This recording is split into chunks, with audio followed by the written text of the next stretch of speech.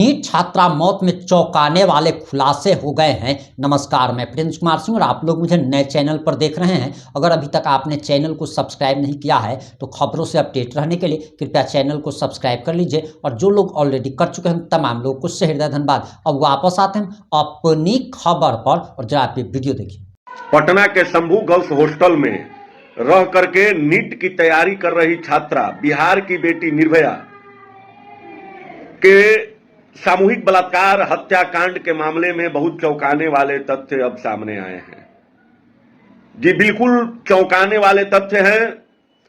और जो मांग हम लोग उसके मृत्यु के दिन से ही कर रहे थे और उस मांग को लगातार बिहार प्रशासन के द्वारा झूठा साबित किया जा रहा था, वो मांग अब जो यहाँ के क्रांतिकारी युवा लोग कर रहे थे वो कहीं न कहीं सत्य था। और हर स्तर पर जिस प्रकार से जांच आगे बढ़ रही है वो परत दर परत खुल रहा है। जी खुल रहा है। आज चित्रगुप्त नगर की थाना प्रभारी रोशनी कुमारी को सस्पेंड किया गया है, लाइन हाजिर किया गया है। और कदम कुआं के अपर थानाध्यक्ष हेमंत झा को भी निलंबित किया गया है। क्या निलंबन से सच्चाई सामने आ जाएगी? एसएसपी साहब, मैं आपसे प्रश्न रखना चाहता हूं, प्रश्न पूछ रहा हूं कि क्या निलंबित करने से निर्भया को न्याय मिल जाएगा? निलंबन तो उनको कब ही कर देना चाहिए था आपको। निलंबित तो शुरुआती दौर में ही उनको निलंबन आपको कर देना चाहिए था। लेकिन शुरुआती दौर से ही बिहार पुलिस ने जिस प्रकार से जांच में रवैया अपनाया है वो बिल्कुल ही लिपापोती वाला रवैया है। आप जो है सही दिशा में जांच ही नहीं कभी भी किए। आपके द्वारा ही बयान आया था कि नींद की गोली के ओवरडोज लेने के कारण कोमा में चले गए, उनकी मृत्यु हुई है। जब हमारे नवयुवकों ने आंदोलन किया, दबाव बनाया तो एसआईटी का गठन किया गया। और एसआईटी का गठन कब हुआ? जब पटना के पीएमसीएच के 3 सदस्यीय डॉक्टरों की टीम ने पीआर रिपोर्ट में, पोस्टमार्टम रिपोर्ट में बताया कि बलात्कार के घटना से नकारा नहीं जा सकता है। उसी आधार पर आपने एसआईटी का टीम बनाया। और एसआईटी 10 दिनों से क्या जांच कर रही है, बिहारवासी से छुपा हुआ नहीं है। एसआईटी के द्वारा लगातार पीड़ित परिवार हैं, जो परिजन हैं, उन पर ही दबाव बनाया जा रहा था कि आप स्वीकार कर लीजिए कि हमारी बेटी जो है आत्महत्या की है। तरह तरह के भ्रांतियां बिके हुए पत्रकारों के द्वारा न्यूज में चलाया गया कि डायरी मिल गया, अपने ही लोग थे। सब आपके सामने है। जिस दवा दुकान पर आरोप लगाया गया कि यहां से लड़की दवा ले गई है, दवा दुकानदार तो कह रहा है कि हम तो लड़की को पहचानते ही नहीं, लड़की दवा यहां से ले ही नहीं गई है। सारे गतिविधि के बीच कल एम्स के बायोलॉजिकल टीम के द्वारा जांच रिपोर्ट दिया गया एसआईटी को कि लड़की के अंडरगारमेंट पर सीमेन पाया गया है। तब जाकर के जो है आप ना चित्रगुप्त नगर की थाना प्रभारी रोशनी कुमारी को आप निलंबित किए। सारे लोग जितने भी प्रशासनिक तंत्र हैं वो लगे हुए थे कि इस मामले को रफा दफा कर दिया जाए। और आपका एसआईटी टीम कर क्या रहा है नीतीश कुमार जी?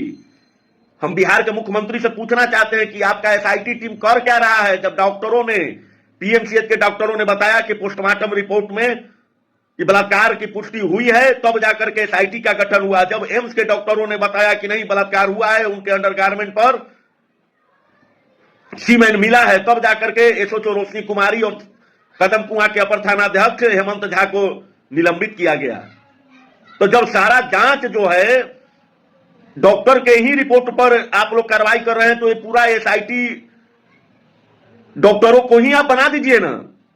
आपका एसआईटी टीम क्या जांच किया ये बताइएगा ना बिहार की जनता को। भाई साहब, बिहार में प्रशासन जो है ना वो आईसीयू में चला गया है, वेंटिलेशन पर है।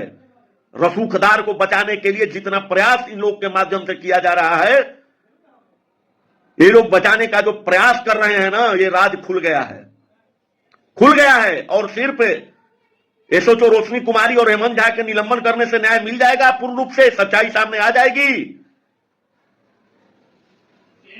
रोशनी कुमारी का कॉल डिटेल जांच करिए, सारा जो रहस्य है ना उसका उद्भेदन हो जाएगा। घर में लड़का गांव में ढिढोरा, वही बात है कि घर में लड़का और गांव में ढिढोरा। अपराधी आप लोग के इर्द गिर्द ही है, बलात्कारी आप लोग के इर्द गिर्द ही है, और सारा सच्चाई आप लोग जानते हैं, फिर भी उस सच्चाई को दबाने के लिए भरपूर प्रयास आप लोगों ने किया। एसओचओ रोशनी कुमारी की संपत्ति का जांच होनी चाहिए, ईडी के माध्यम से जांच कराइए, उनके कॉल डिटेल का जांच कराइए कि किसके दबाव में आकर के जो बिहार में खबरें चल रही हैं कि किसी बड़े नेता रसूखदार मंत्री के बेटे को बचाने के लिए एक विधायक ने वहां पर जाकर के इस कांड में जो नीलू अग्रवाल को गिरफ्तार किया गया था उसको थाने से छुड़वाया गया है। आखिर वो कौन से विधायक हैं, वो कौन से मंत्री का बेटा है जिसे बचाने के लिए पूरा पुलिस महकमा और बिहार पुलिस लगा हुआ है। एसएसपी साहब, एसआईटी के नेतृत्व कर रहे माननीय जितेंद्र राणा साहब, आखिर इसमें अपराधी कौन है, बलात्कार करने वाला कौन है, हत्या करने वाला कौन है, ये कौन तय करेगा? बताइए, कौन तय करेगा कि अपराधी कौन है? आप लोगों के इस धूलमूल रवैये से पूरे बिहार वाले आशंकित हैं। विश्वास हो चुका है कि यह न्याय जो है ना नहीं मिलेगा। अगर डॉक्टरों की टीम ने सही जांच करके रिपोर्ट नहीं दिए हुए रहते तो मामला तो रफा दफा हो जाता। एक हत्या को मामला को आप लोग आत्महत्या साबित कर दिए थे। बताइए, कौन करेगा आखिर इस मामले की न्यायिक जांच? कौन करेगा सही मायने में? एसआईटी अभी तक क्या जांच किया है, उसका रिपोर्ट कब तक आप दीजिएगा, कब तक दीजिएगा? शर्म आती है ऐसी व्यवस्था पर, शर्म आता है ऐसे न्याय तंत्र पर। क्या बीएनएस में ऐसे खाकी पोष जो खाकी के आड़ में रह करके अपराध को बढ़ावा दे रहे हैं, क्या भारतीय न्याय संहिता में इनके लिए कोई भी दंड का प्रावधान नहीं है? क्या दंड का प्रावधान सिर्फ आम आदमियों के लिए है?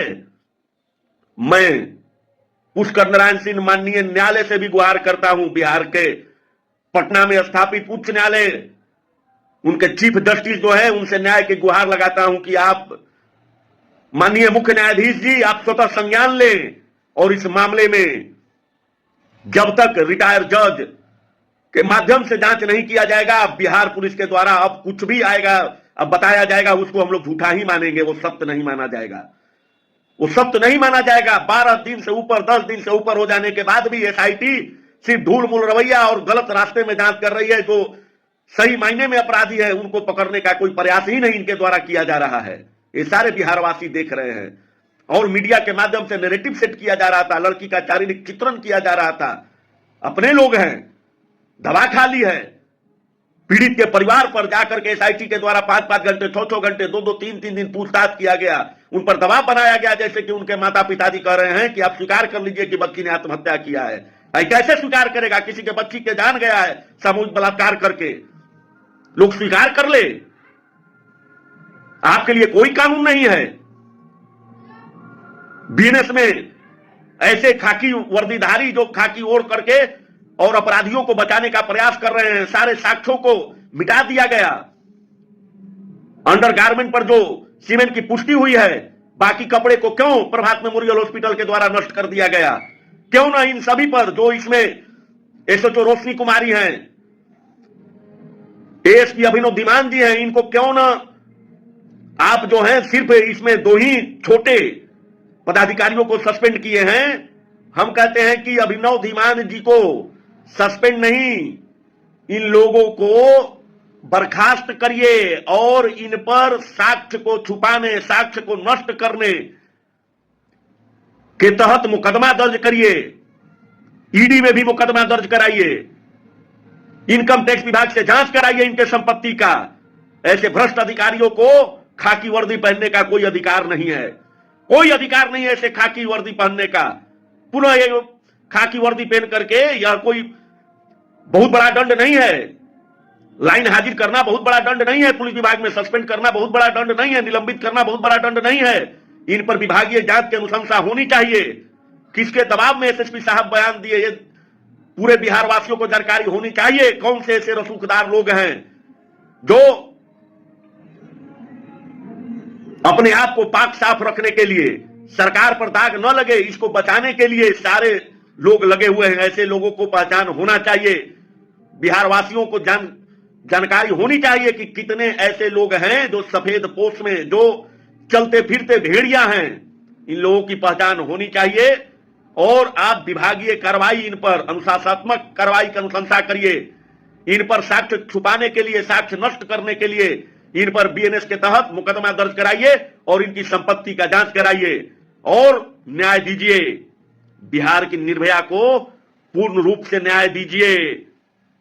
अब आपकी क्या प्रतिक्रिया है? अपनी प्रतिक्रिया जरूर दीजिएगा। जुड़े रहे हमारे साथ। जय हिंद, जय भारत।